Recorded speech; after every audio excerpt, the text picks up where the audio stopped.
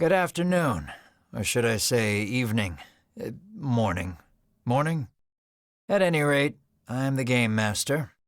Pleased to make your acquaintance. Before we begin, there is something I must tell you. You see, my job is to draw you into this world with my voice and cards, which is why I believe it best for you to play with the sound on. In fact, I insist on it. However, as you can see, my voice is subtitled, so you can always read along as well. Now then, are you ready? Let's begin.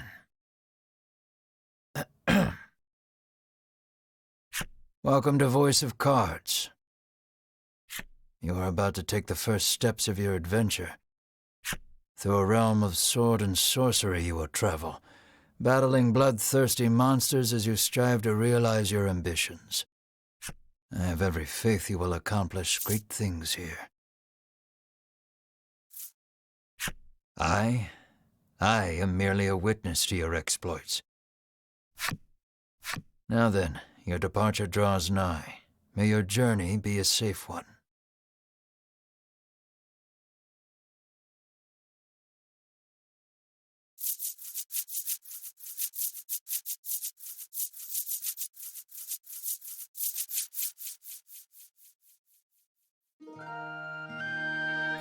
This is Castle Advent. Queen Nilla reigns over the kingdom from within its walls.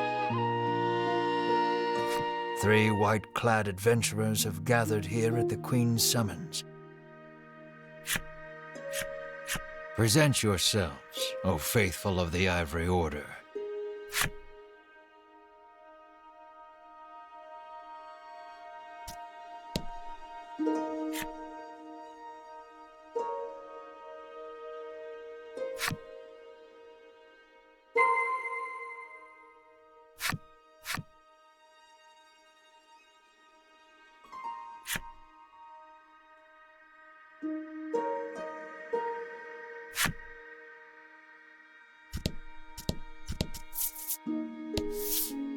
From upon her throne, the Queen regards the adventurers. So you are disciples of the Order. The youngest of the 3 steps forward. She holds herself with well-born grace. I am Winifred of the Ivory Order, Your Majesty, she says. I lead this fellowship. She bows, glancing to her 2 companions. In response, the stern-looking one inclines his head and brusquely names himself Berwin.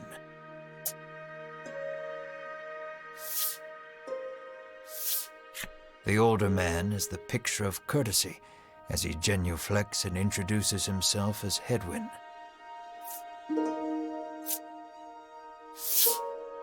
It is these 3 our story follows today.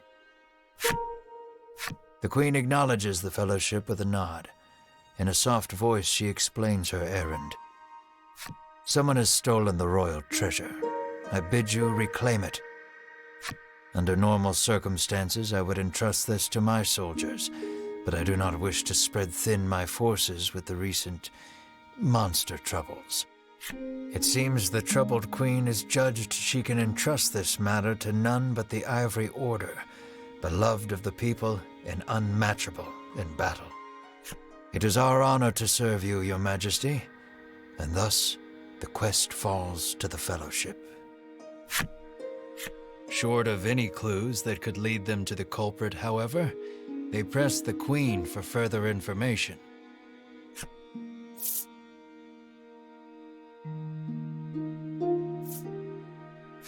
The Fellowship asks the Queen if she knows anything about the thief. The Queen says witnesses might be found at Nexton.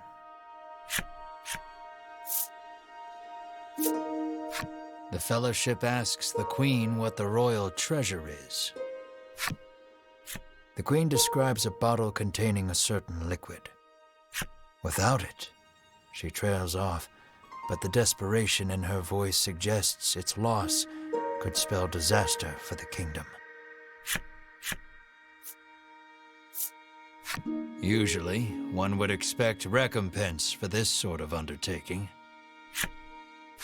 As demanding a reward would go against the tenets of the Ivory Order, you hold your tongue. The Queen, however, has already said she will reward the Fellowship with whatever they desire. It seems the royal treasure is just that important. Pray tarry no longer here. I await news of your success.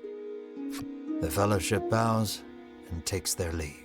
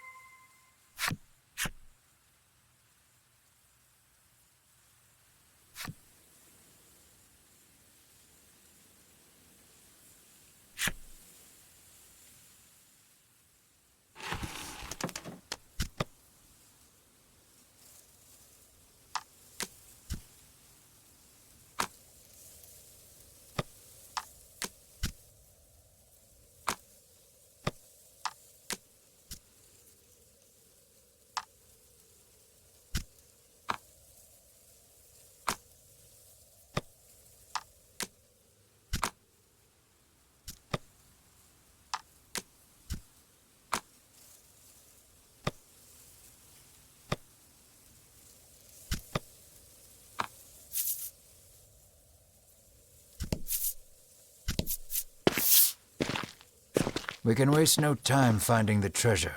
Winifred strides toward town. Wait, cries Berwin, blocking Winifred's path. A monster. You dare stand in our way? Hedwyn scowls at the foul creature.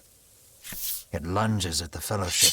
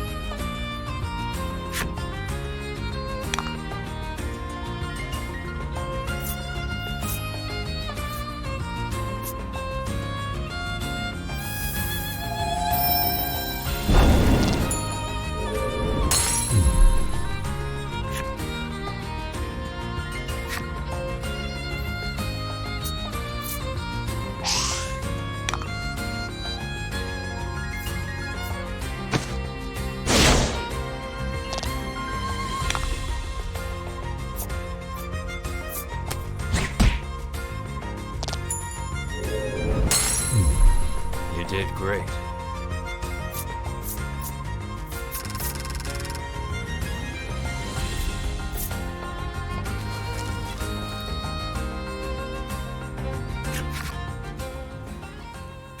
Winifred heaves a disgruntled sigh as she smooths her rumpled garb.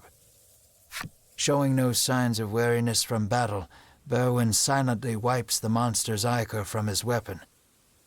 Hedwyn inspects the remains of their foe. The Queen spoke true, he mutters, his face masked in contemplation. Winifred gives a grim nod at his words.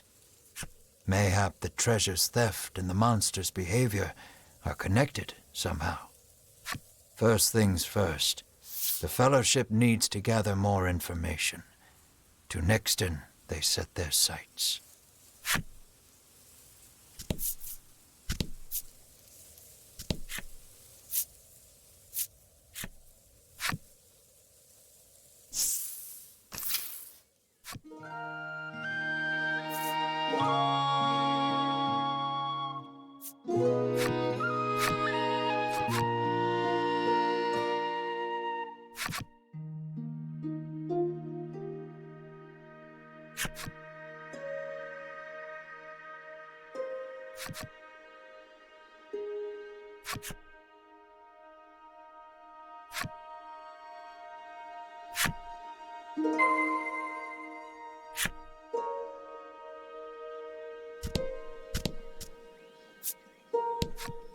Welcome to Nexton, hails a man.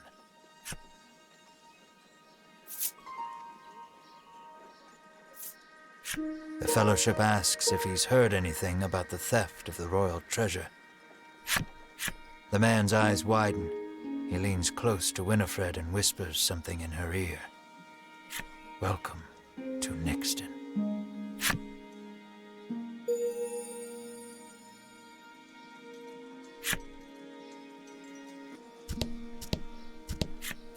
How may I help you? The proprietor inquires.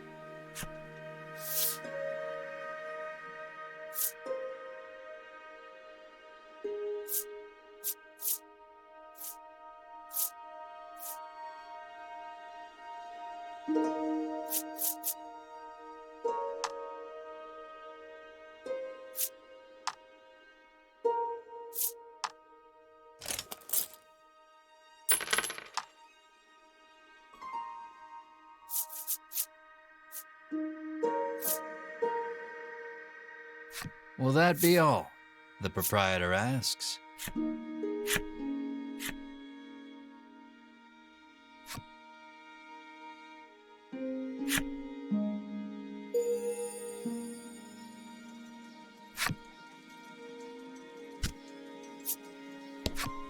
I'm too scared to leave town with all those monsters out there, the woman sighs.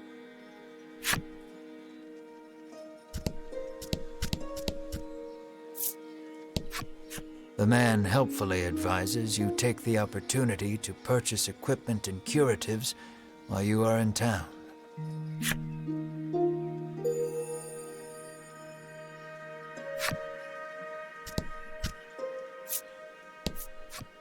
A woman sits hunched over by the side of the road. Upon catching sight of the Fellowship, she calls out for their aid. She's sprained her ankle and needs you to take her to the nearby apothecary.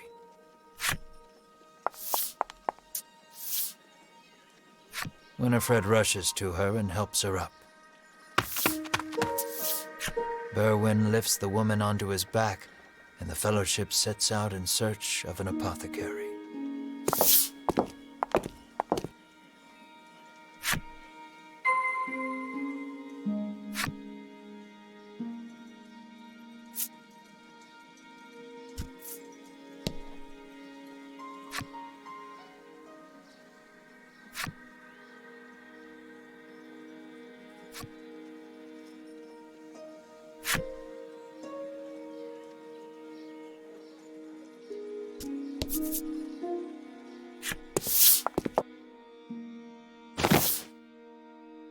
You arrive at the apothecary.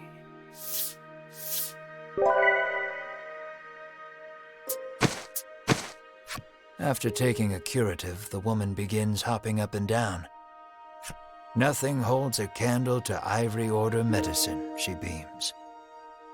She turns to the Fellowship, her eyes widening in surprise. You three. It seems she's only now realized the Fellowship are disciples of the Ivory Order. The woman takes each of their hands in turn, thanking them for their service. The Ivory Order is famous for providing medical supplies throughout the realm, and indeed the wider world. Every smile the Order brings to someone's face makes Winifred proud to be a disciple.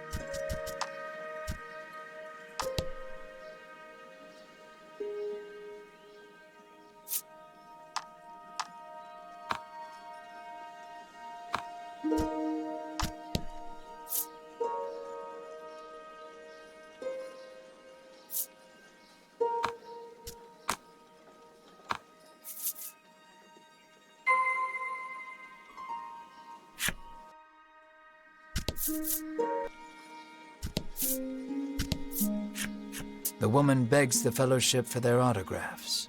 She seems to greatly admire the Order. I know there's nothing to worry about with disciples of the Order here, she says, relief flooding her features. Upon asking, the woman says she was attacked by a monster outside of town. A strange creature, she says, nothing but bones, and it clutched a bottle of medicine as if its life depended on it.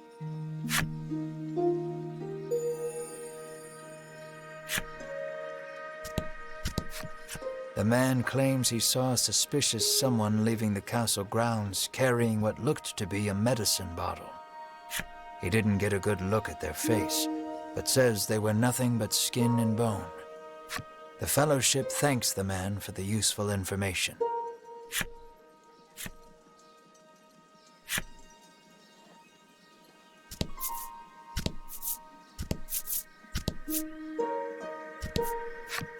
Apparently, there's a monster lurking around the outskirts of town stealing medicine, and only medicine. Rumors claim the monster fled to the west.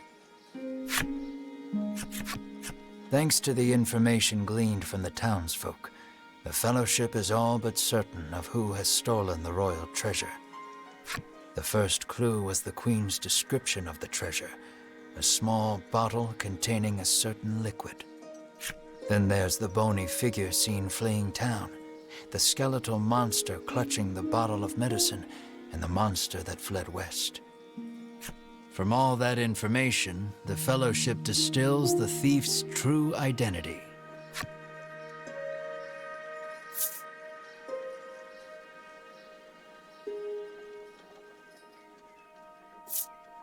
Realization strikes Winifred. I know who our thief is. The monster made of bones, Hedwyn interjects. The one that fled west. Berwin nods in agreement, as if to say, another sage pronouncement from the great and wise Hedwyn. Winifred clears her throat, proclaims that the Fellowship shall head west, out of town, and walks off.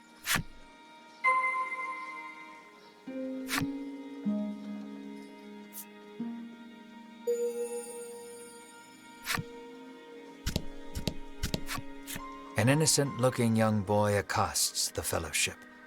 "Want to play a game with me?" he asks expectantly.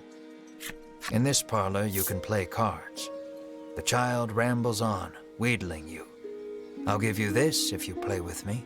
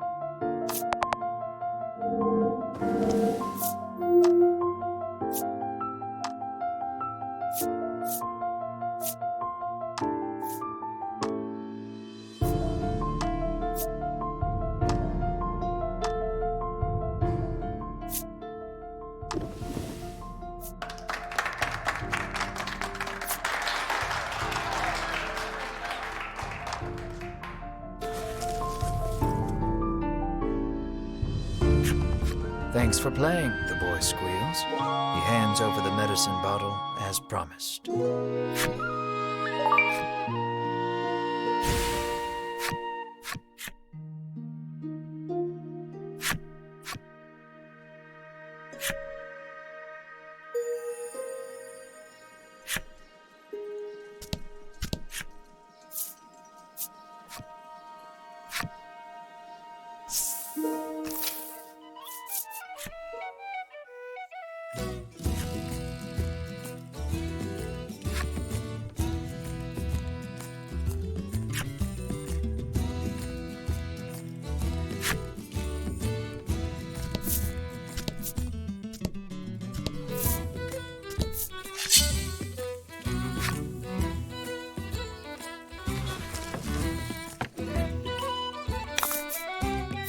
Let's do this.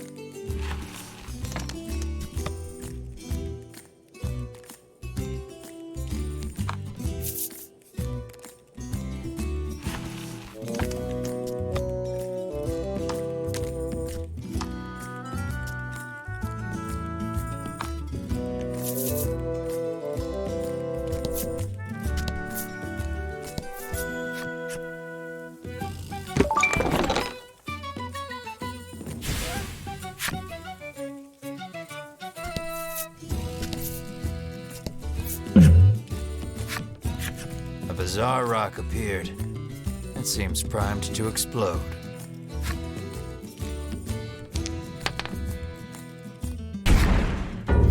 The bizarre rock transformed into an aqua rock. The only way out of this fight is through it.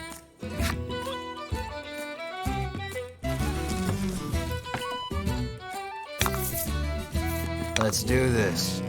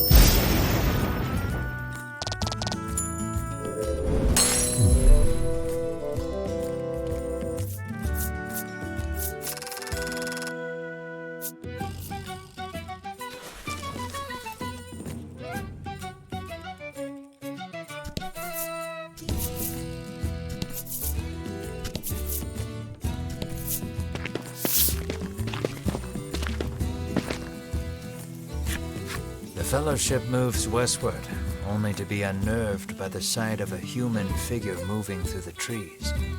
presence of large packs suggests a traveler.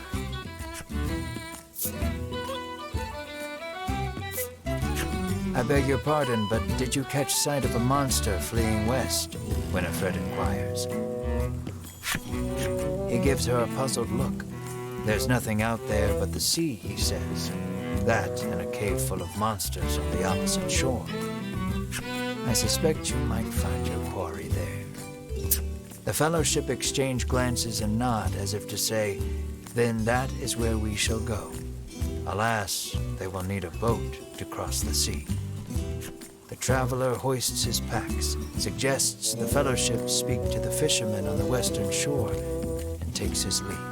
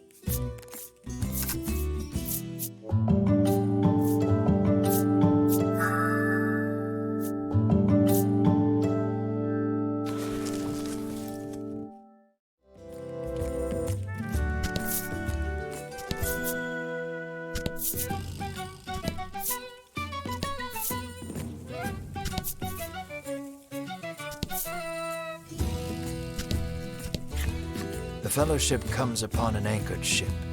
Close by, a fisherman of exquisite physique hauls a net out of the water, his muscles rippling. This is no time for lustful reverie. Winifred races to his side and asks that he give the Fellowship safe passage aboard the ship. That vessel is cursed, the fisherman mutters, trembling. Night after night, it leaves port without a soul aboard, headed I know not where.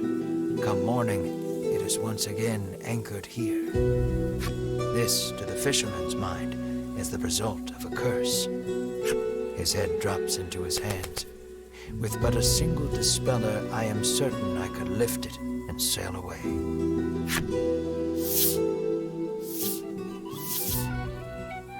Winifred hands the despairing fisherman a dispeller and asks again for safe passage to the cave beyond the sea. The fisherman snatches up the concoction, so delighted that his pectoral muscles begin twitching. The Fellowship politely ignores this fact.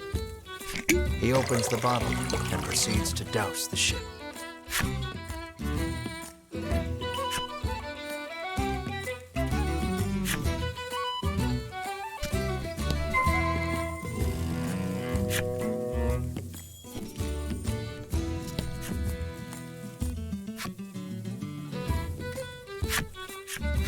Are you ready to set sail for the cave?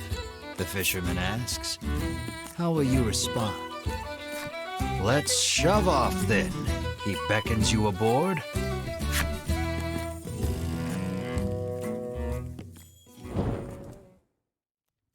The Fellowship arrives at the mouth of a dank cave, its damp, rocky expanse threatening to swallow them. Monsters could come pouring out at any moment. The fisherman has anchored the ship in the cove. Come back here when you're ready to return to the mainland, he says.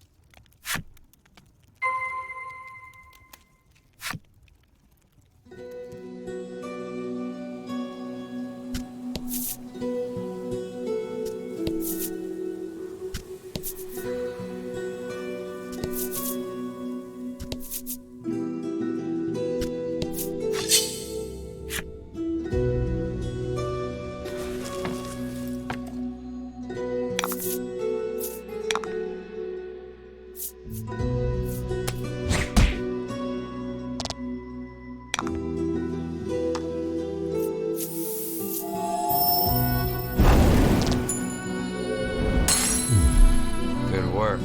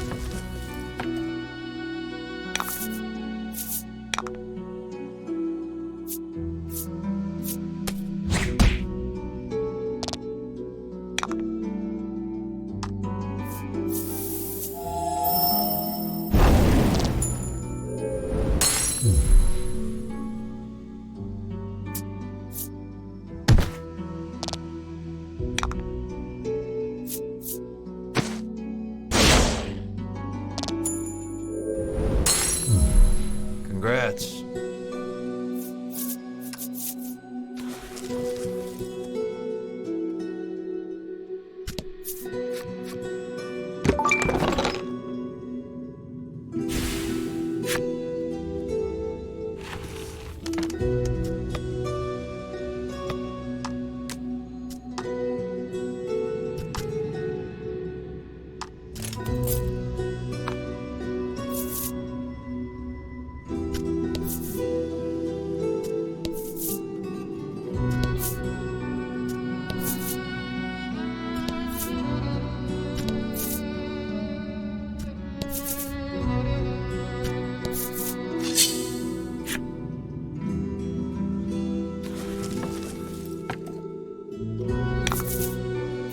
Let's do this.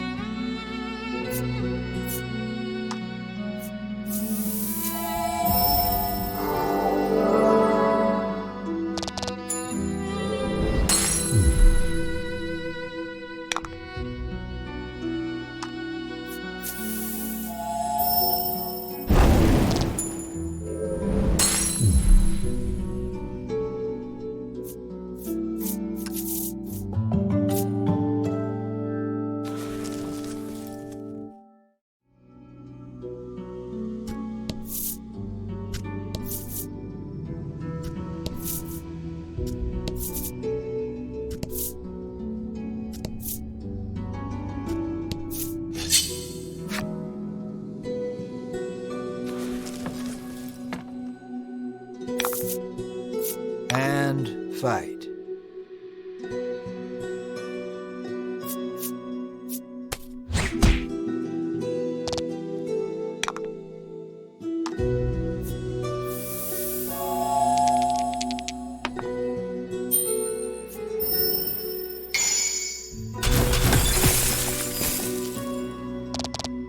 Nice work.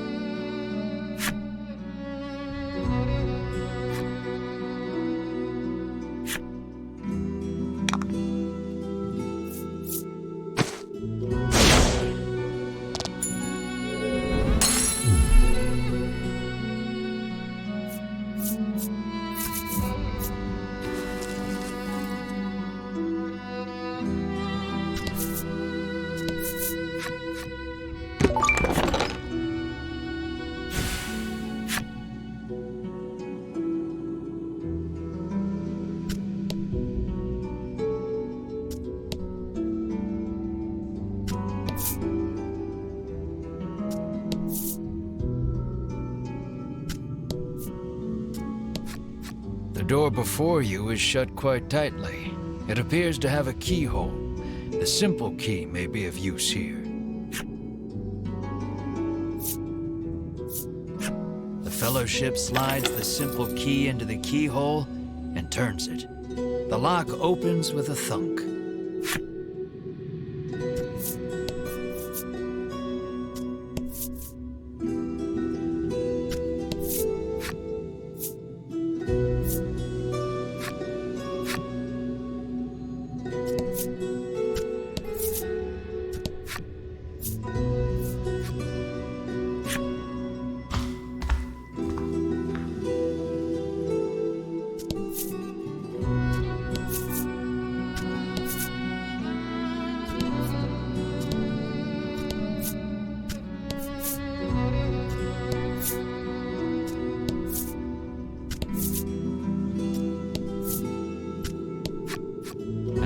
door towers before you.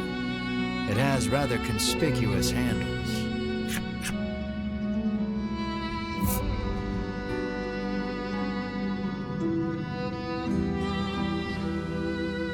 Berwin pushes the massive handles against the door with all his might. It moves not an inch.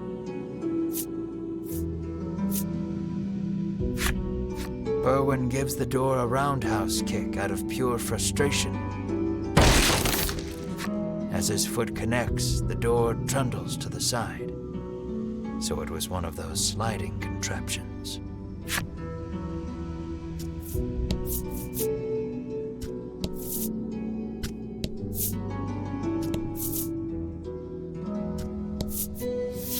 Something leaps out at the Fellowship from the darkness. Winifred deftly parries the attack with her staff. Edwin looks fondly at Winifred, only to have his reverie interrupted by Berwin's cry of, "It's coming back."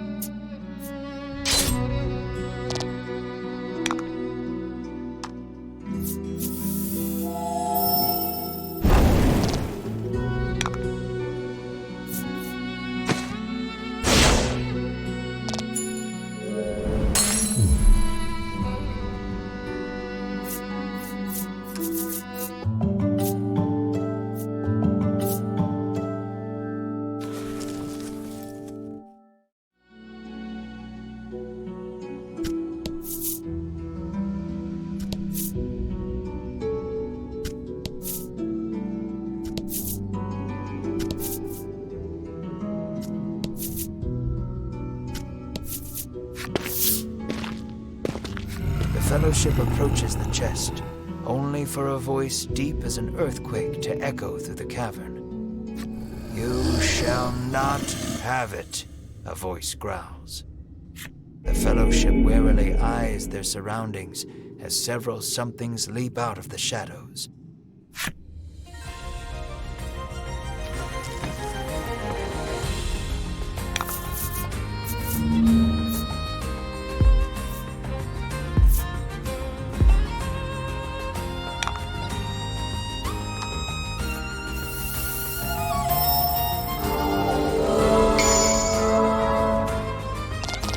That was lucky.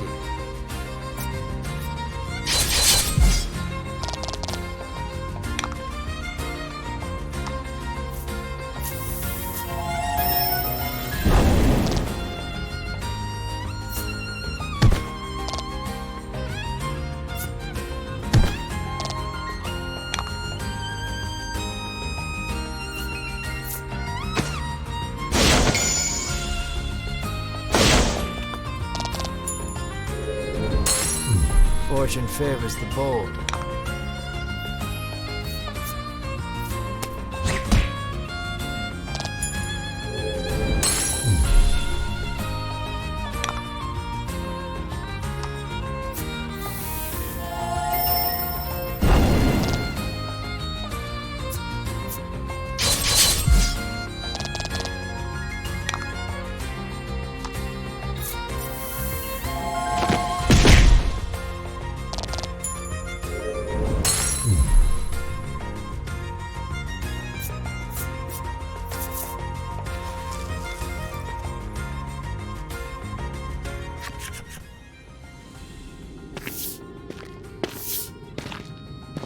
Winifred neatly steps through the fiend's remains and opens the chest.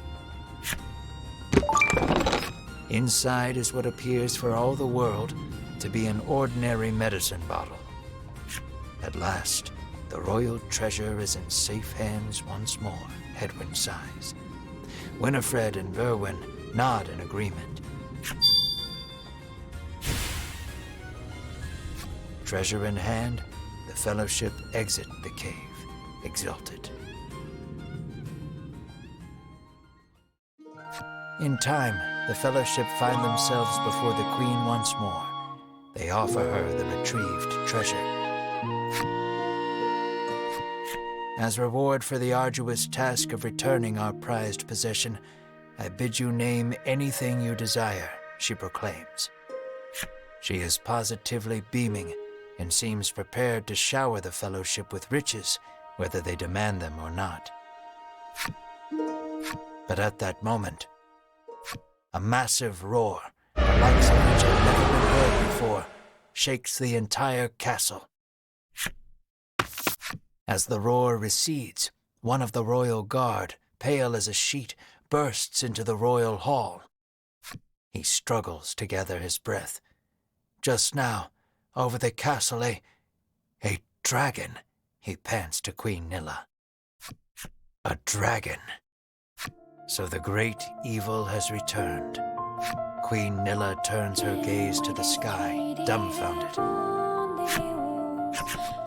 So the monster troubles are connected, Edwin says so under his breath, so the Queen does not hear. A profound silence settles over the royal hall. The Fellowship stand tall, unflinching, as though they know what must be done in the face of such a crisis.